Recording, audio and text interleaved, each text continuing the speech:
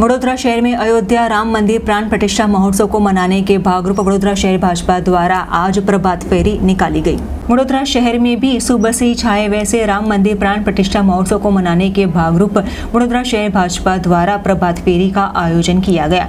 वडोदरा के मनीषा चौकड़ी के पास आए हुए टागोर नगर के रईसों द्वारा तथा वार्ड नंबर 11 के काउंसिलर डेप्यूटी मेयर चिराग बारोट की उपस्थिति में आज प्रभात फेरी निकाली गई थी। विविध विस्तार के सोसाइटी के रईसे प्रभात फेरी में जुड़ते हुए जय श्री राम के नाद के साथ एक अनोखा ही माहौल बना था। आज 22 जान्युआरी आखो देश श्री राममय થઈ ગયો છે।